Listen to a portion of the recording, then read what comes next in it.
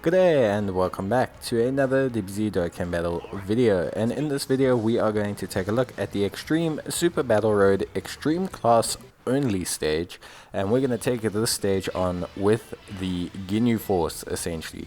So all of the Ginyu Force recently got an easy A, and that makes this stage much easier. So obviously it's super helpful that there are tons of free to play options. We're running them under a tech Freezer, who also got his easy a 130% extreme class lead, and we are running a friend LR Freezer. The reason we're not running double LR Freezer leads is just simply to try and make the team a bit more comprehensive for players who don't have maybe LR Freezer. So of course, the Ginyu Force team really solid. They're obviously all improved since they all got an easy A. Increased stats, increased passives, just all way better. So yeah, looking really good. Ideally, in terms of the Ginyu Force team, you either want to have Captain Ginyu and Raccoon tanking. They make a very powerful tanking duo. Obviously, Raccoon has his ability to guard and gains defense on all of his attacks. And then, of course, Captain Ginyu has a massive 50% damage reduction when facing 2 or more enemies, which makes him really powerful and super duper reliable in situations where you have 2 enemies like this one. And then of course we have Jace. Jace ideally either pair up with Raccoon so that you have a unit that can tank the super attacks that Jace can see, or you just keep Jace as a floater. Generally I like to run Berta and Gildo as floaters. For short term events, Berta is just not the best. He can stack his defense, which does help, but you know, he has to be first attacker in a turn to activate his evasion. And first attacker means that if the enemy attacks before he does, even if he's in first slot, it won't activate until after he attacks. So that's not necessarily the best situation, because obviously that means that there's still a high chance of him getting hit by super attacks and just normal attacks in general, which can hit quite hard in ESBR. So we don't necessarily want that to happen. And then of course Gildo is definitely just a floating unit. That's just how he's designed. Even with his full buff, he is a floating unit. After he super attacks, he greatly raises his defense, which does help him out. He also lowers the enemy's attack and defense, and he seals, so he keeps himself safe in that 3rd slot, but he's definitely a 3rd slot unit, so that is something just to be aware of. But other than that, the team is pretty awesome. They're all super useful. They can complete the stage, which is impressive for a free-to-play team. I think if the Tech Ginyu got an awakening, that would be really cool and would make the team super viable on their own. But right now, they're still really good. Awesome team, awesome guys, and their links are pretty good. A lot of them share Ginyu Force as a link, which is a 25% attack and a 5% crit chance skill link at max level 10, and they all share Shattering the Limit, so they can all link with each other key wise. So ultimately at the end of the day, they are super solid. You can see here Gildo taking a lot of damage, which obviously, you know, happens. That's the thing with Gildo. Of course Freezer will heal up a lot of that back. Freezer being super duper good obviously, and the LR Freezer as a pairing. We'll keep them as a pairing rather than trying to force the Ginyus into all the rotations. And being able to have Jace on a rotation, Jace on floating, helps out both rotations. It just lets you basically see super attacks. Having him on main rotation would be good, because obviously that would mean for at least one turn you'd be able to see all the super attacks. But in Extreme Superclass Battle Road, sometimes there's just too many attacks in one turn. And Jace just defensively, if he double supers, he's okay. But if he doesn't double super, he can be a little bit wanting defensively without an item in Extreme Super Battle Road, which a lot of units can. But he's still very excellent. Obviously buffs the entire rotation. So ideally no one attacks in the first slot, and you can stick Jace there and he can buff everyone else up. But you know, it's not the end of the world. If you are going to go for rotations, definitely have Jace and Raccoon. That's like a go-to rotation, I feel. It's just very good.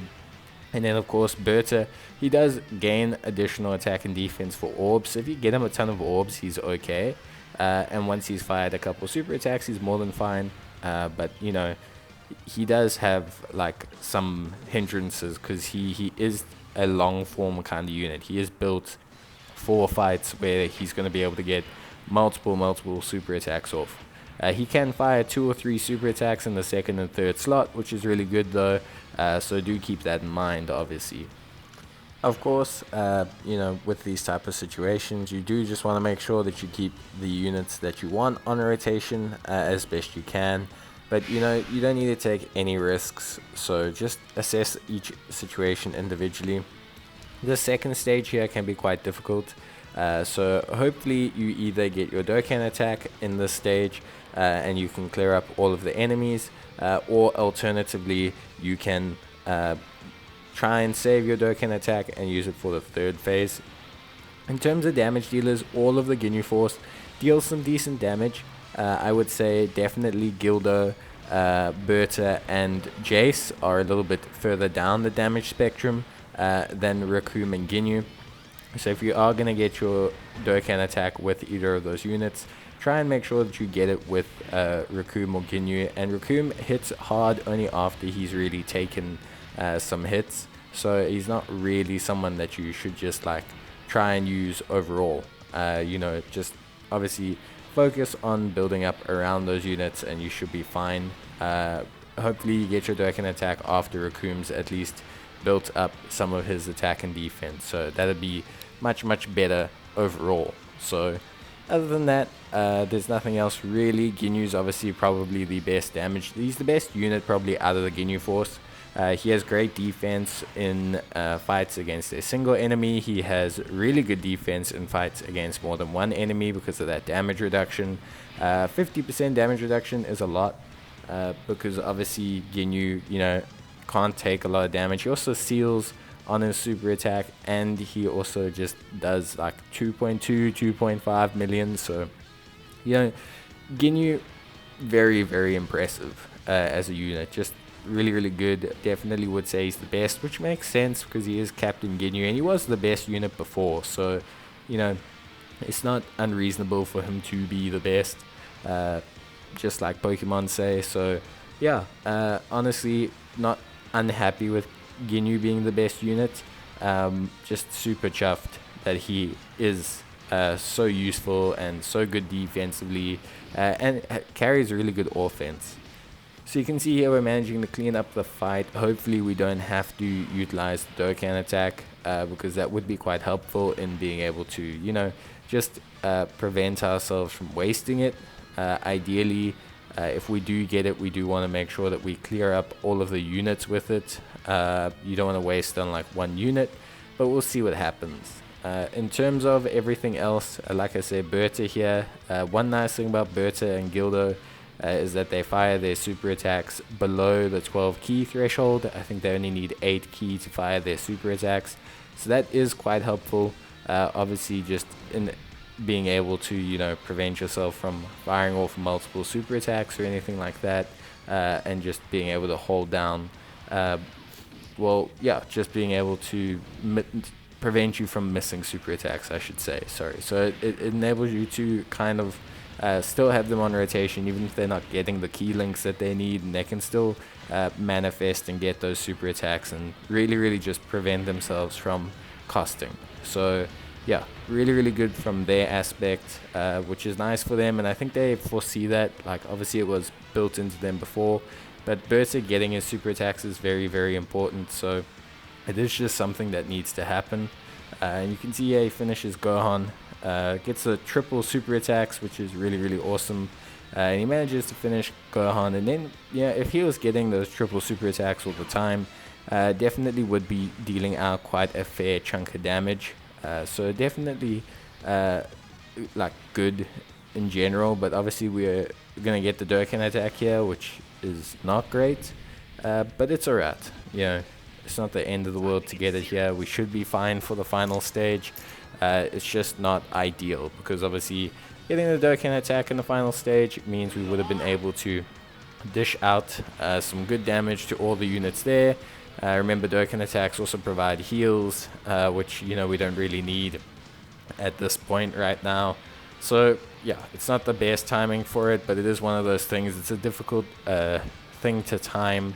Maybe if you level their links a little bit and things like that, they definitely would have done more damage, etc. But it's not the end of the world.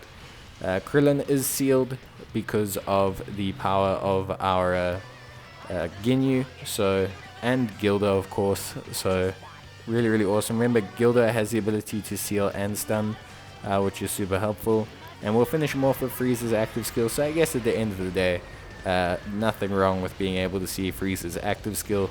Really, really awesome. So I'll accept that, as a trade for having to use the Dokkan attack.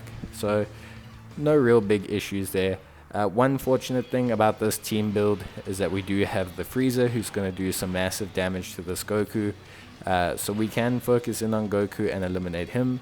Ideally also we can keep Vegeta sealed up, because that's really going to help us out in kind of preventing Vegeta from causing any havoc.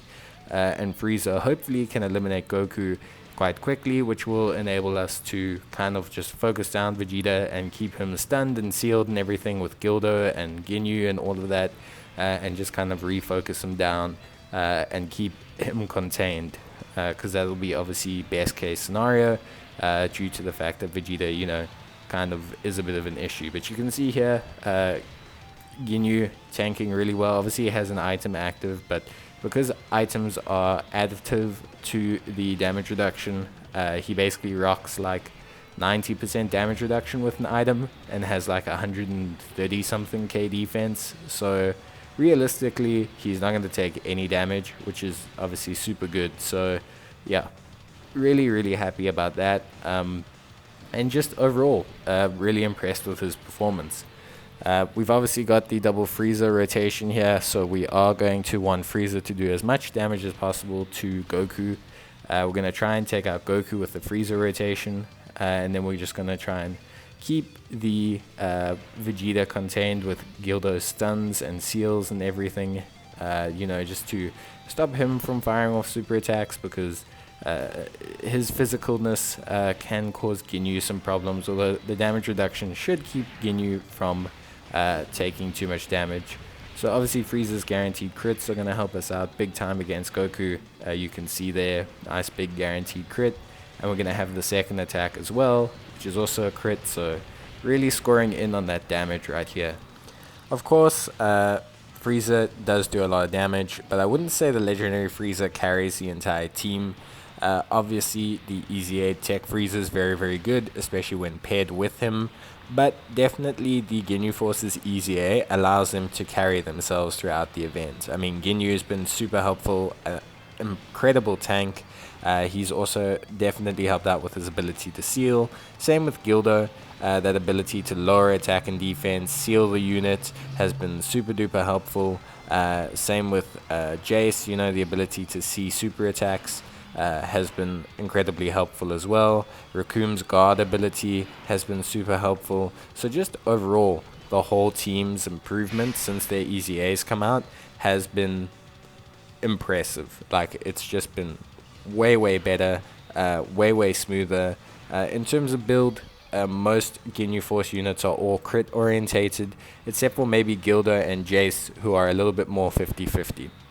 Just due to the fact that Jace does raise allies attack and defense on his super, and Gildo obviously has a chance to stun, and he seals, and he greatly lowers attack and defense. So barring that, and they also both raise their defense on their super as well. So they're probably the only units I would say that are super focused in on additionals. Even Berta, I wouldn't say is super focused on additionals, because he has that innate passive built in that gives him a chance of firing additionals, which is super helpful. But yeah, overall, super duper happy with this team's performance. The Easy A's have all come out great. The fact that they can even do this event just shows how great they've come out. And yeah, just like nothing really to complain about. Super happy with everything here.